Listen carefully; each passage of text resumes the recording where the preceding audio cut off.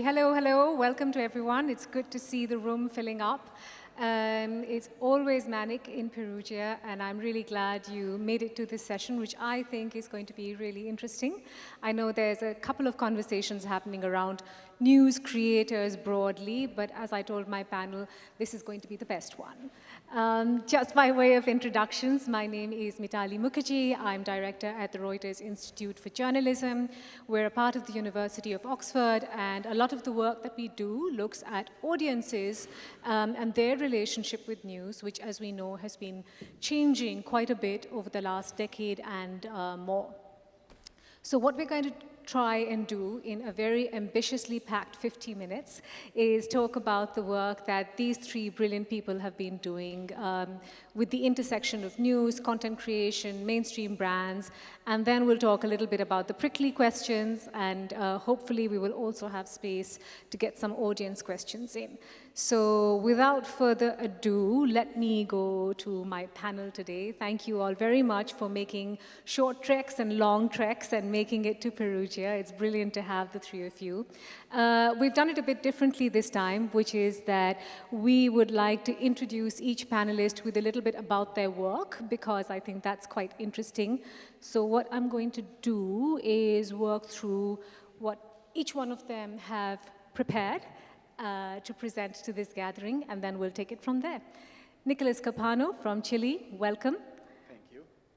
Let's start with definitions before we go to our three panelists. It's always a good starting point, and as flawed as they may be, definitions are sort of a useful way of understanding what it is that we're talking about, because news creators are such an amorphous and also really large and broad term. So individuals or groups of individuals who sort of create and distribute content primarily on social media, who have an impact on public debates, and are seen as, or often associate themselves as, quite separate from mainstream news, if you will, or wider news institutions. It's a working definition, and it's sort of open to interpretation and change as we go along. Which brings me to our first panelist here, and we'll first get a little bit of a glimpse of the work that he leads, and then we'll talk about it. Chile is a mirage of press freedom. We rank 69th of 180 countries in the Reporters Without Borders Index. Only 4 media groups control most of the radio frequencies, and 2 of them own a broadcast television channel.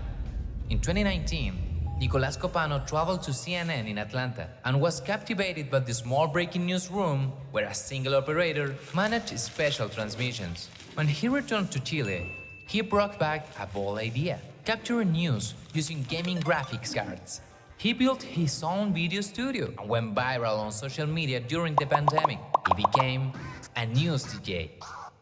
This show moved to FM radio, but it wasn't enough.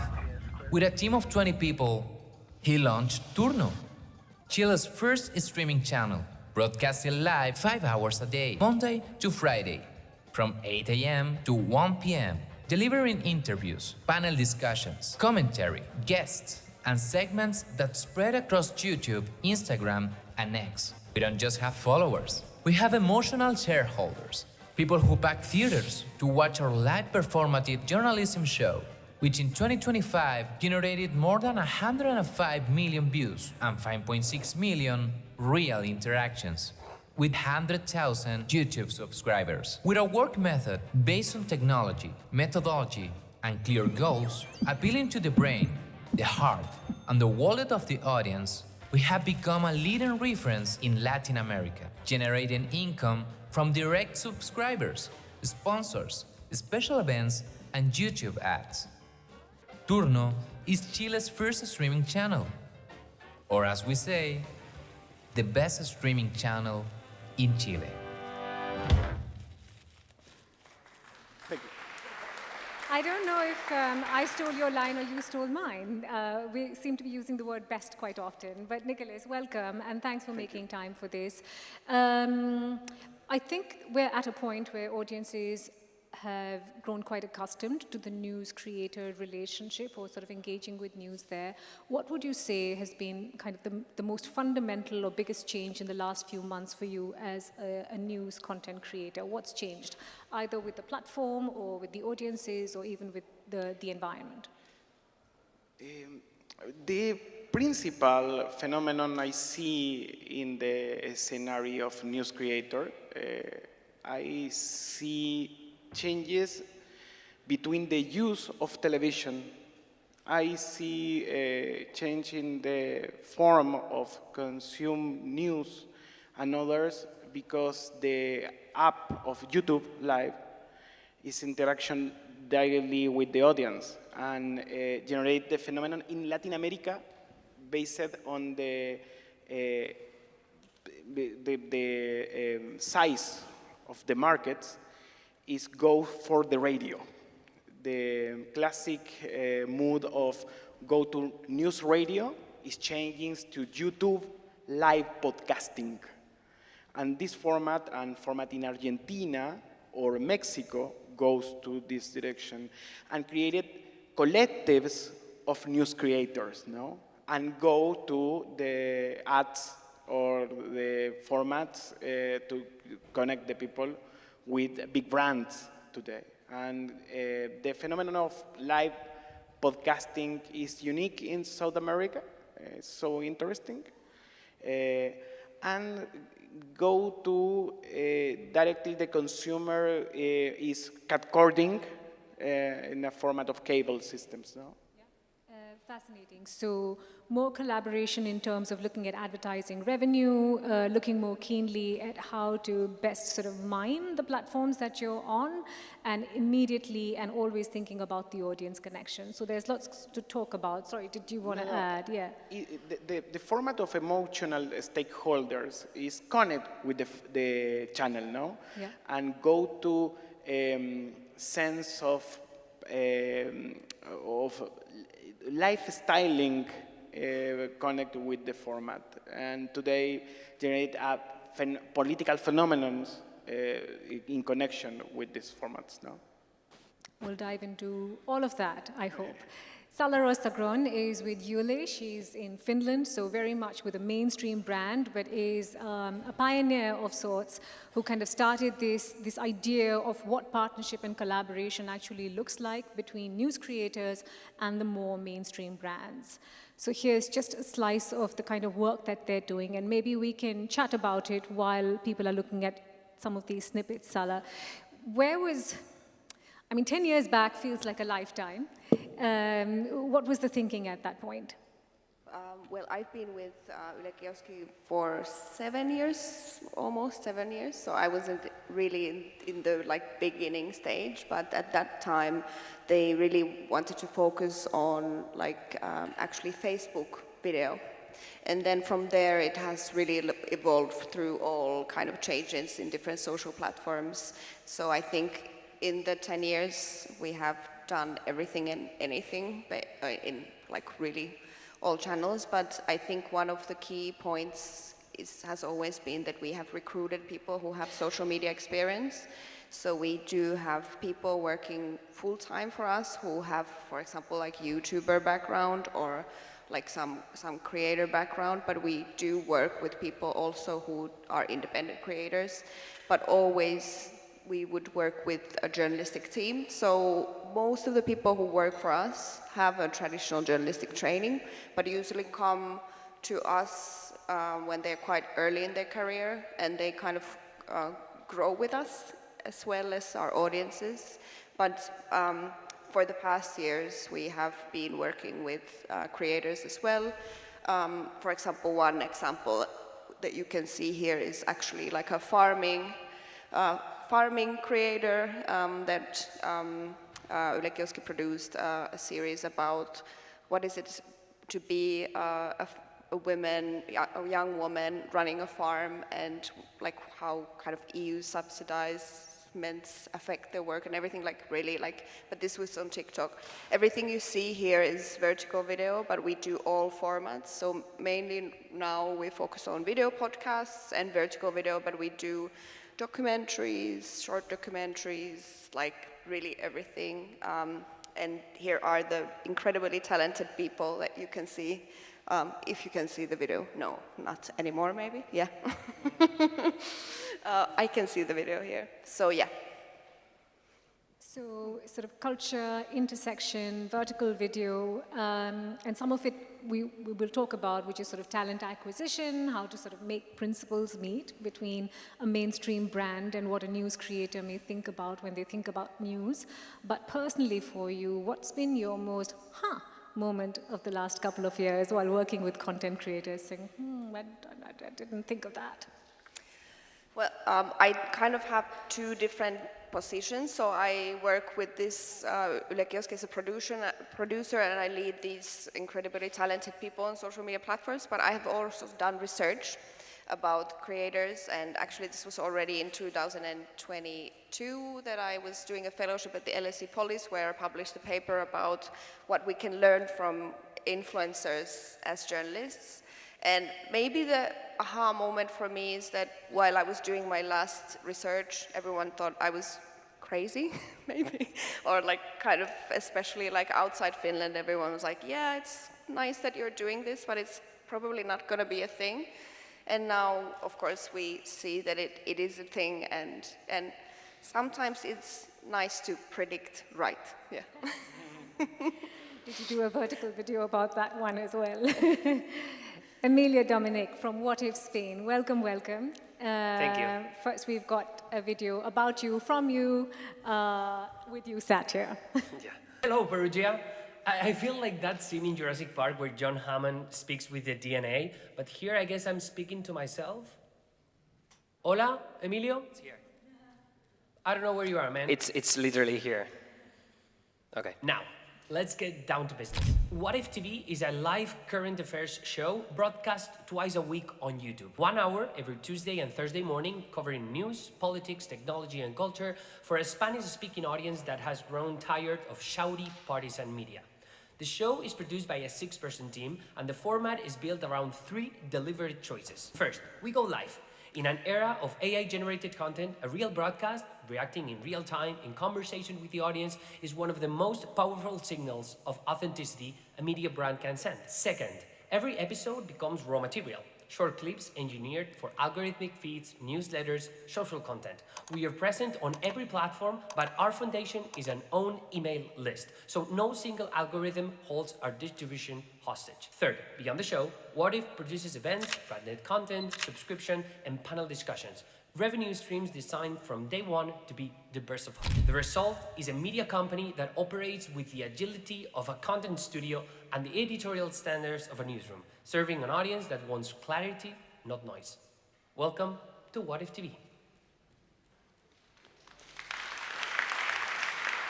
You had a busy few months, Emilio, launching the live TV because you were working in sort of other formats, as you talked about. And in many ways, your journey has been from the very traditional side of journalism and broadcasting into what you're doing now. Why have you decided to move into live TV from, all the other content that you were doing, and you were present on social platforms?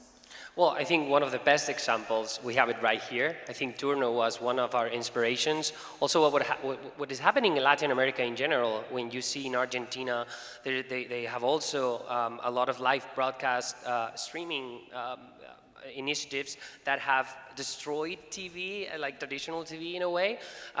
So from my perspective, I've been working in traditional media for a long time, so you can understand my point of view. I was a correspondent in the United States, so I was doing at the same time Twitch streams and YouTube videos, but also I was connecting live with traditional TV back in Spain. So I was able to watch how both worlds were evolving, and I was seeing that when I was on the streets in Madrid, people were stopping me saying, "Oh, I watched you on TV, talking about Trump when you were back in New York." But usually the people that stopped me in the middle of the street were women older than 60, right? So that tells you a lot about the kind of audience that watches TV in Spain. But at the same time, the people that were stopping me that were younger than 30 were the people that were watching me on Twitch. And I was having a kind of a different conversation with that audience, because I was able to react live to the chat and the things that they were saying to me while I was covering the George Floyd protest or the Capitol attack back in 2021. So I think I learned a lot for both worlds, and I learned that we needed to do live just because of the kind of AI-generated content that we see everywhere, but also because of what we were seeing in Latin America and the fact that in Spain, there is not a lot of innovation happening in the traditional media space. And is that the same model of sort of 5 days a week, a couple of hours, and is YouTube your platform where you stream, or? Yeah, so we stream only 2 times a week just because of budget, basically. But at the moment, we have seen that in Spain, the podcasting sphere is super successful. I think we are one of the countries that spends the most time listening to podcasts, but our audience, mainly millennials and Gen Z, our audience is 80% younger than 44. They prefer to watch it not live, but afterwards. So for us, live, it's more a way of saying we are real, and you can be here, we're authentic, we're reacting live, we're not like reading a script per se. I think it's more that than trying to have like thousands of followers watching us at the time we are streaming. Excellent. What we're going to do now for quick 5 minutes is sort of your daily dose of data, just to give you a sense of the why behind this. Why are we in this room sat here talking about news content creators? So one of the things we do at the Reuters Institute is the digital news report that you may know us by, which spans all the continents of the world. My colleague Jim Egan is the author of that report. He sat in the room. There's going to be lots of interesting takeaways from content creators for this year, but also for last year. And that's what got us thinking about what does this relationship with audiences look like, and what does the data point to? So a quick couple of points before I get back to our panelists here. The first thing, just picking up from the point that Emilio raised about 18 to 24s and what they're using for news in the last week, this is 2025 data. As you can see, video platforms are the ones where young people are engaging the most with news. So you can see a rise for platforms like Instagram, YouTube, Facebook, which used to be the model, as Salla-Rosa pointed out some years back, has seen a sharp dip. And I think the biggest and sharpest growth, even though the levels are almost similar, for TikTok. That's really exploded over the last couple of years in terms of engagement. Now, when you look at the proportion that pay most attention to each when using each network, as you can see, for young people, and that's the blue bar that you're looking at on your screen, there tends to be far more attention or almost equal attention paid to content creators. You can see that in YouTube, it's actually a bit higher at 43%. It's neck to neck with Instagram, as it is with X. It's much different on a platform like Facebook, where traditional news media tend to still draw more attention, probably a function also of the audience age that you're looking at there. Again, as I said, just splitting this up in terms of ages, much more so for the 18 to almost 44 band, kind of matching the point that Emilio made in terms of age groups and how they're turning to social media first. And then you have a little bit of a geographic spread, just for reference for people gathered here, if that's interesting. So what we see is in countries that have large and young populations, there tends to be a bit more by way of kind of leaning into the content creator model. Certainly true for markets across Africa, true for India, the country that I belong to, less so for some of the turquoise-colored clusters towards the bottom of that graph, which is essentially across Europe, the Nordic countries, etc. And what do people who pay attention to creators for news on each platform look for? What are they following there? This is our data from 31 markets. So on some of these, they're looking for up-to-date news. So, tell me what the latest is on issue X or Y or Z. Many of them are looking for lifestyle topics, and we will, talk about how you've kind of made that mix work. They're looking for specialist subjects, whether it's football or fashion. There's a lot of niche content being created as well. And then they're also looking for commentary and a point of view. Think the Joe Rogan podcast, for example, that is popular not just in the United States, but across many other markets as well. So that's just a little bit of the data, and now we'll get into the discussion. Let's pick this up in terms of the major minor question, and I don't know if you've all wrestled with it. Essentially, for all content creators, there is a major platform and a minor platform. Nicolas, how have you thought about it? Because when we were sort of discussing this panel, I was really struck by a comment that you made, which was that YouTube is the new CMS. Tell me more. In relation of the phenomenon of EA, is go to all the news portals today, go and destroying. The only way to compete with TikTok and her spirit to destroy the humanity is create a point of view. And the best CMS for a point of view is YouTube today. YouTube is live, is lively, is human, and connect with all the platforms in the mobile phones, on the TV screens, on other formats, in a perfect way. The only problem with YouTube today is the car listening. In Latin America, the taxis man is go and see YouTube in screens, and it's very dangerous experience, no? And Uber, live and see the TV on YouTube or the cut-corder TV in this platform. YouTube is an awesome platform to publishing content. And it is the new WordPress today, and connect all the platforms in all the time, in all ways. It's really, really interesting, the evolution of YouTube. And in our market, in Latin America, the digital television is very slow in penetration. No? In Chile, it's dead. No, not exists, doesn't exist. And the people go to TV, news TV, and go to shopping, new TV, and go and now connect the TV with the cable. It's directly to YouTube. YouTube is an excellent tool to combating the EA surplusly. Yeah. Emilio, how do you think about platforms? And you made the point in your video about kind of being aware of algorithmic pushes and pulls. How do you balance that? How do you make choices on where you want to be present? And I suppose, you know, the more important question is, where do you see more traction and stickiness with your audience? Yeah.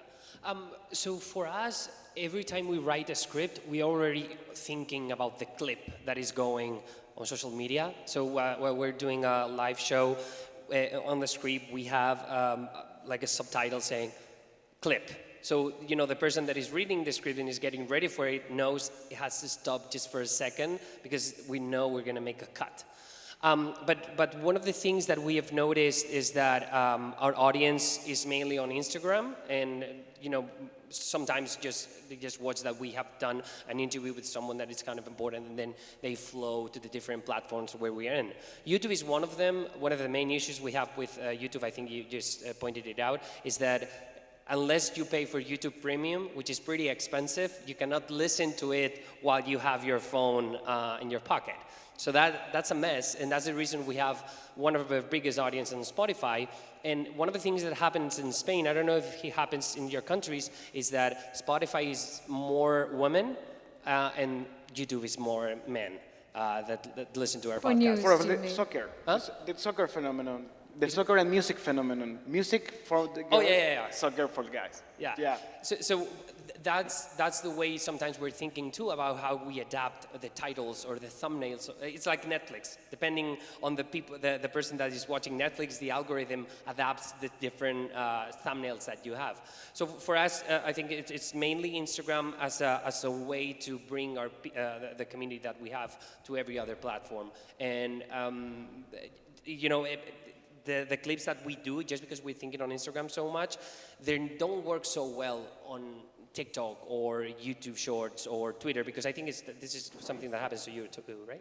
How do you think about language? And I think this is kind of a core differentiator when you look at how news creators present the news or present a particular event versus what the experience might be with mainstream news. From an audience perspective, it's sort of, that's a language I understand.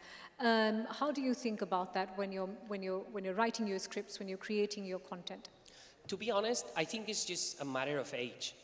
The fact that in our newsroom we are 6 people, I'm one of the oldest, I'm 35, my colleagues, most of them have 27 or 24, and just the way we are thinking already about how we write a script, thinking oh, this is going on Instagram for sure, this is going to work so well with this audience, or maybe we're talking, the other day we're talking about Operación Triunfo, which is a music show in Spain. We know for sure that clip is going to do more than 100,000 views. So we're already thinking about, in our chat that we have during the live, maybe I'm talking about this show, Operación Triunfo, and the moment someone else is talking, I'm writing to the chat, clip this.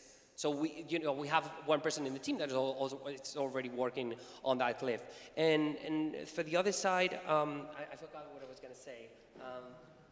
Can you repeat the question, because I have it? How do you think about language when you're creating your scripts? And that's the other thing. I think age is helping us, talk in the language of our generation, millennials and Gen Z. So just today, my colleagues were doing a show about 2 corruption cases that are very big. So we were comparing them to Pixar movies. I know they sound editorially kind of controversial maybe for some journalists, but it feels easy to us to make that analogy because it's part of our childhood or our teenage years. So I think it's just that while we think in the subjects that are in the news, we're just trying to make them not boring for the people that are going to consuming who are just like us.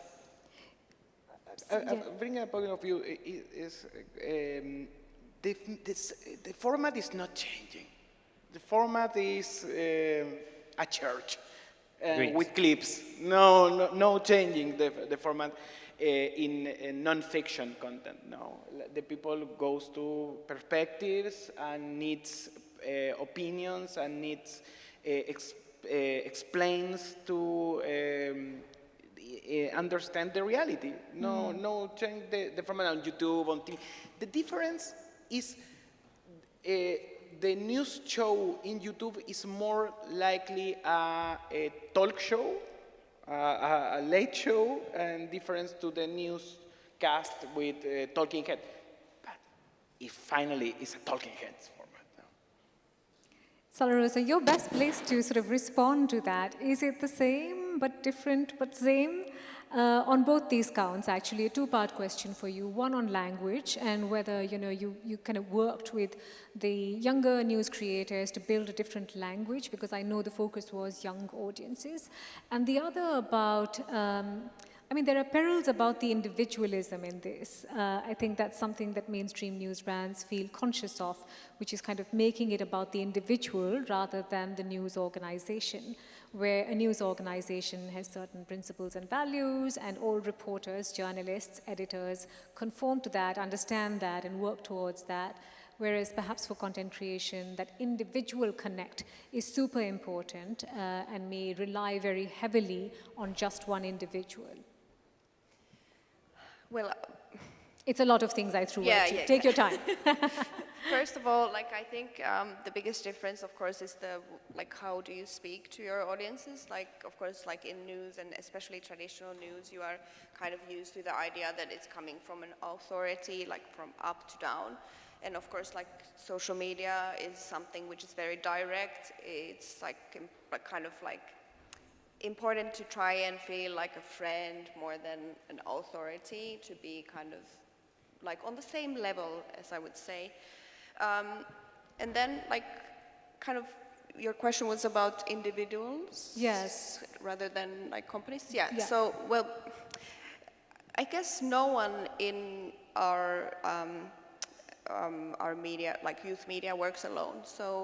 So we work as teams, and I think it's kind of you could compare that to even kind of that there's a TV presenter and then there's a team behind them. But then, of course, the format and the end result is different, and the way of storytelling or how it's told is different.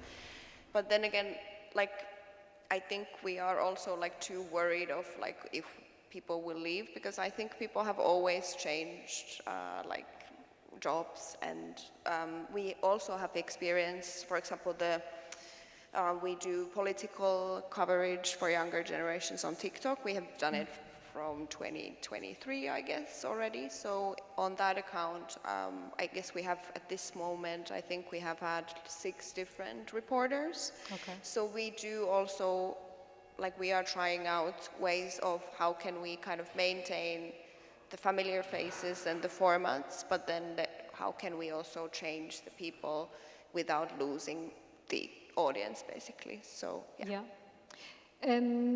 Emilio, let me sort of flip that individual conversation to the other side of it, which is also a reality for news content creation, which is intense burnout. In many ways, you are kind of a one-person machine who's doing everything. So I think it kind of likens very close to being an entrepreneur, for example, where you are your own accounts person and your own production person. I hate it. You are. So 2 questions there. One, how does one navigate the sort of the big head and small tail, where only a handful of news creators actually rise to that level, that critical mass in terms of followers and traction, and then actually get it building. And the second, how do you navigate this with the very real burnout, where at the end of the day, you're never really done, are you? You're basically just thinking about what's the next piece of content? How do I get traction on this? How do I monetize this? Yeah, it's one question that I've been doing myself for the past 10 years since I started being a news creator back in 2015, and also at the same time doing traditional media. It's a hard balance, and we have been seeing it now with WATIF, because we have so many calls to do live events. Just in the month of May, we have 3 different events in different parts of the country. So we have in Valencia 2 of them and another one in Barcelona, but we live in Madrid. So that means that you have to move a lot, and they want the 3 of us. So it's 3 co-presenters. So the 3 of us have to move a lot, and your personal life, you have just to move it all the time. I just had a call with my girlfriend that, okay, we have to move the flight that we have on a Thursday, because now we have an event that it's a lot of money for this media startup, which we just started. We started less than 2 years ago. So the balance, I cannot tell you how we're gonna deal with it in the next year. In the meantime, but as long as the money and the deals keep coming, I think the team can grow. But we still don't know how we're gonna do to substitute the different persons that we have in front of the camera. One of the things that we have done is having one person that's in the backstage that sometimes does that substitution. But the issue there is that I'm the one that has the most followers, like way more than my colleagues. So it's hard when I'm the one that is being changed. Yeah. So that's something that we probably will have to deal in the future, because I'm the one that has to be traveling all the time. Nicolas, when we had our call, I think you had just gotten off a marathon. Was it 24 hours of live streaming that you were telling us about? So same question to you on kind of burnout, on too much reliance on one individual. Well, in the case of news creator, the philosophy is fun first, no? It's fun. It doesn't sound like fun, what Emilio just pointed out. No, it's a lot of fun, but it's work all the time. Work, but it's fun. The independent philosophy is fun. The independence is fun. Yeah, independence is fun. It's different. I see the experience of others, creators linked to mainstream media. I'm working in mainstream media in years, and it's so slavery. It's so sad, not sadness, no? The philosophy of independent news creator is my catchphrase in the office is the dictatorship of smiling. It's a philosophy, no? To create the experience to the audience. The only challenge to independent news creator is the facts, because the line of the facts and the sentiments about the facts and the service to bring or the audience is not clear. It's the most problem I see in the process. This is really a fact or really a sentiment, a sensation, no? And the discuss in the editorial table is, this is a fact, this is and the fact is the key to create a good journalism, no? The point of view is the extra, but the fact is indispensable to create a good experience to consume the people or content. Salla-Rosa, are you feeling slave-like, or are you doing all right in your organization? Enough space to... Well, actually, I'm in your organization right now at the Reuters Institute, and I'm doing excellent. Good to hear.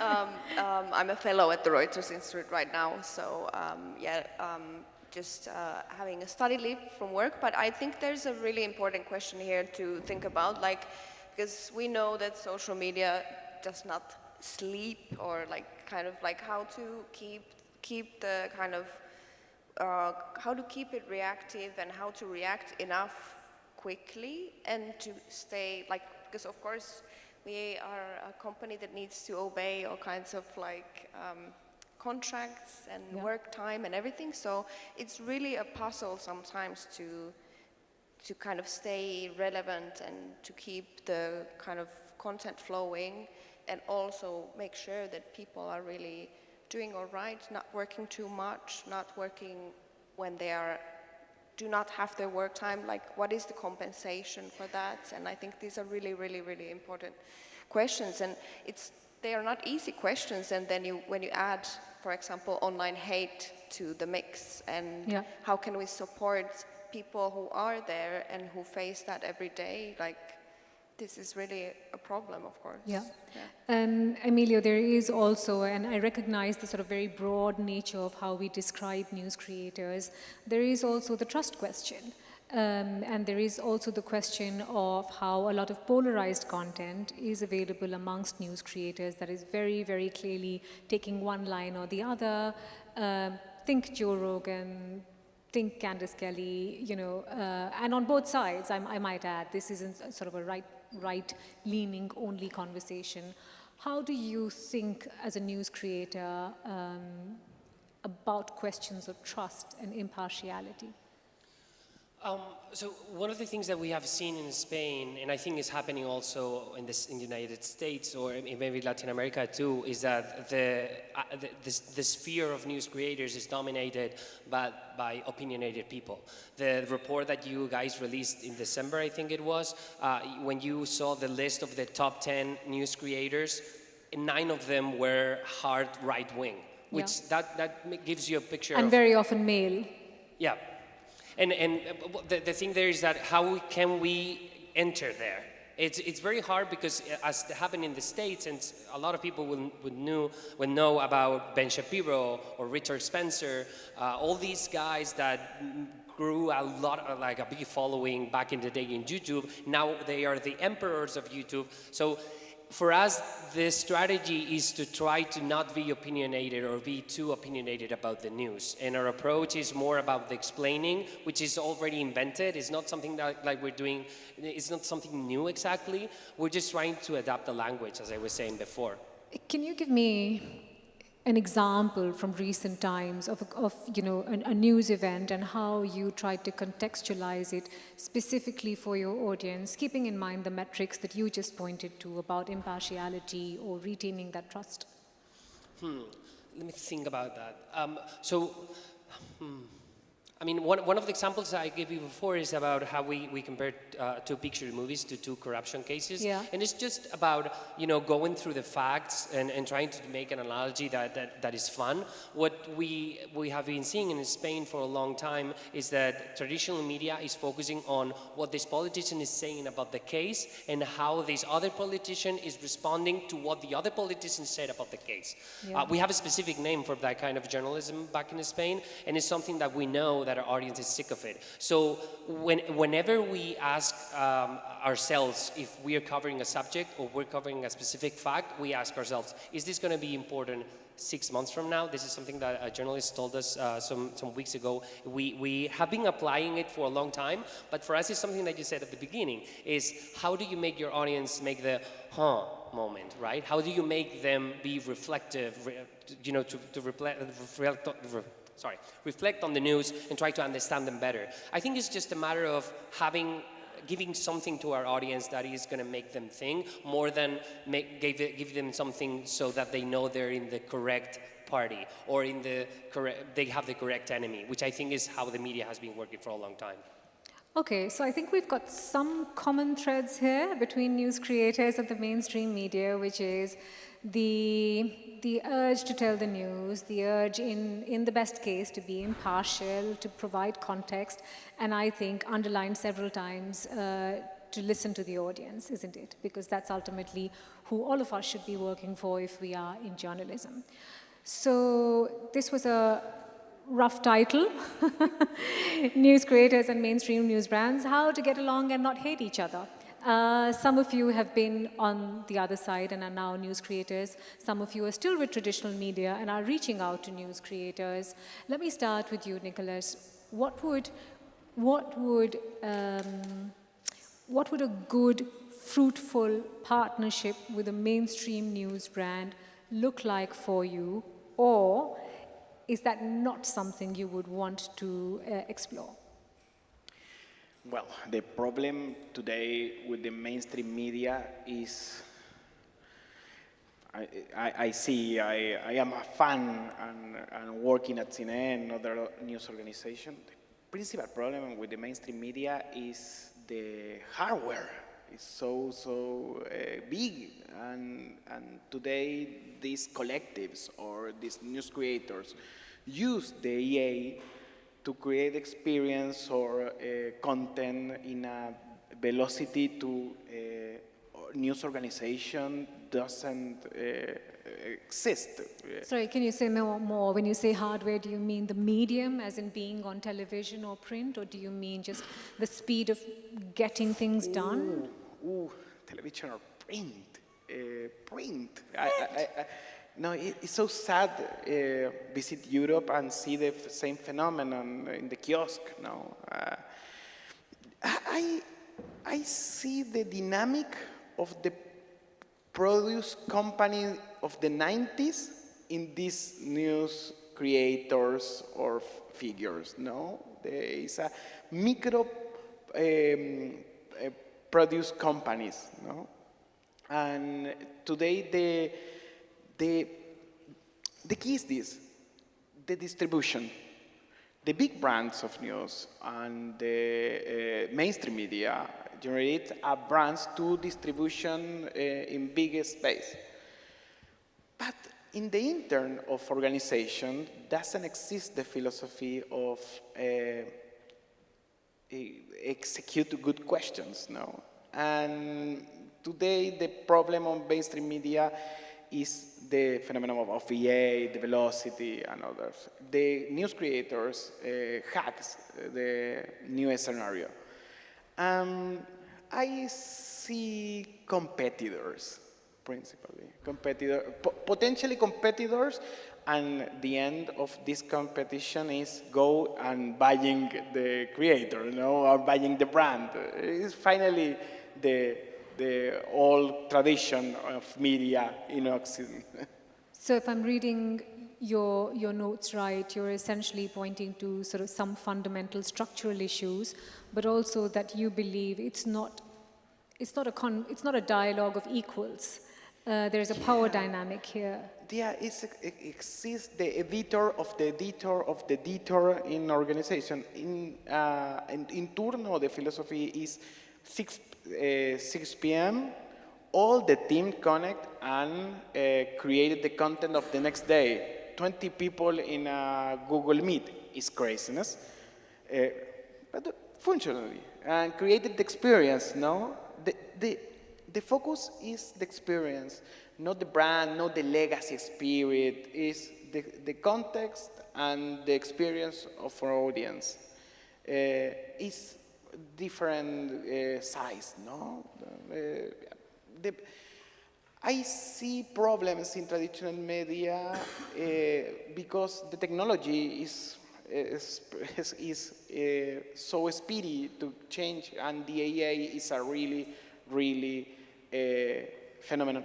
In Turno exists a tagging editor.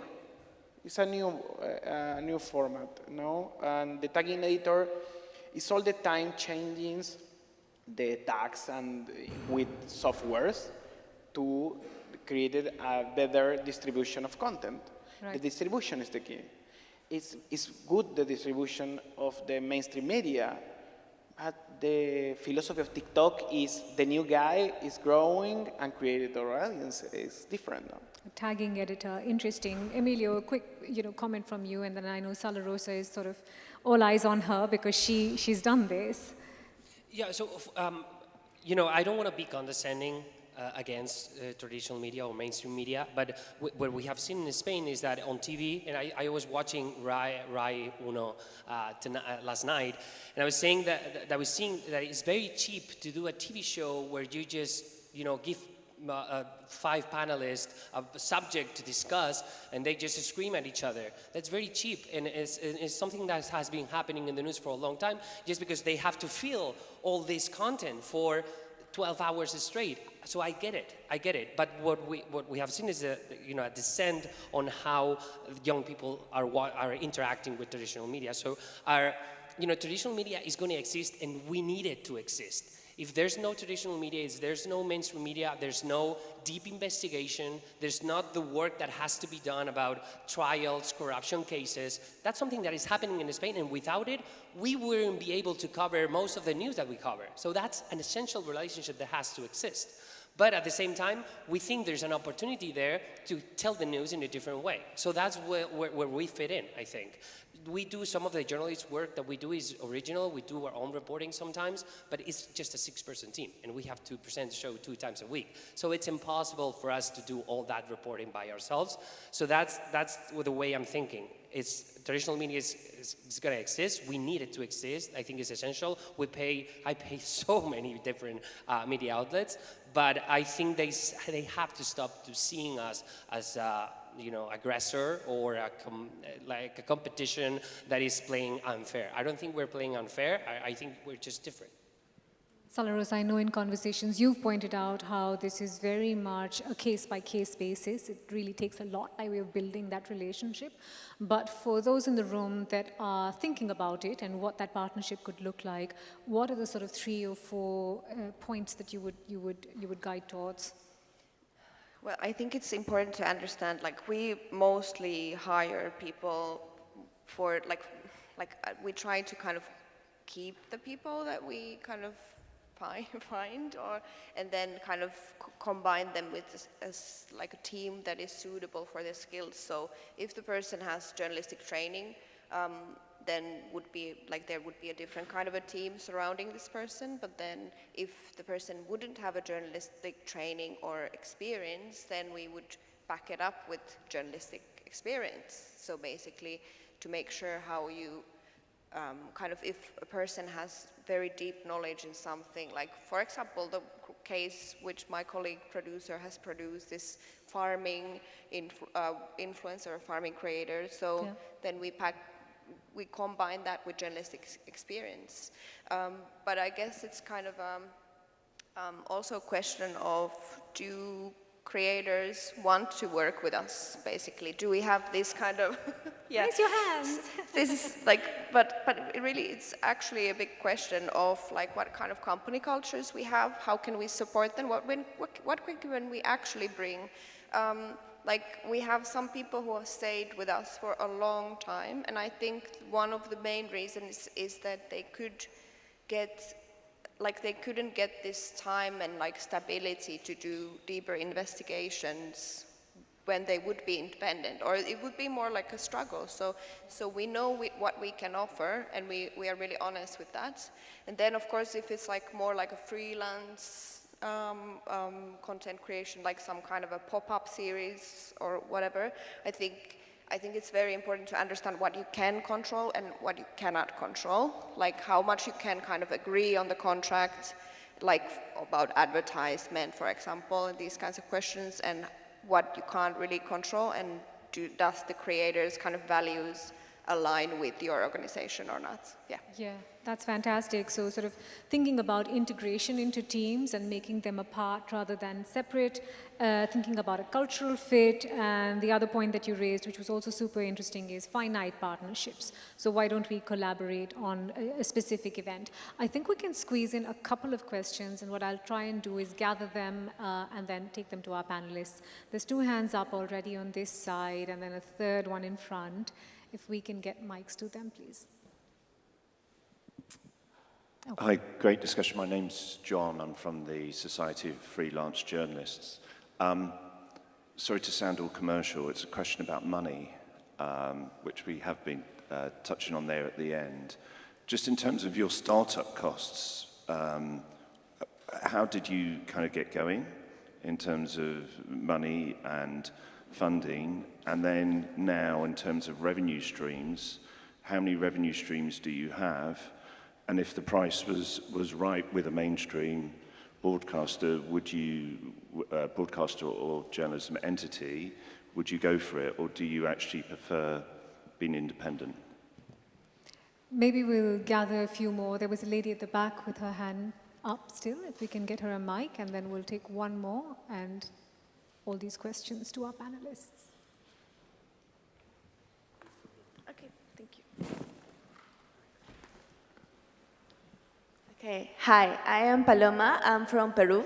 I'm going to ask my question in Spanish, and then I'm going to translate it, thanks to Google Translate for everyone.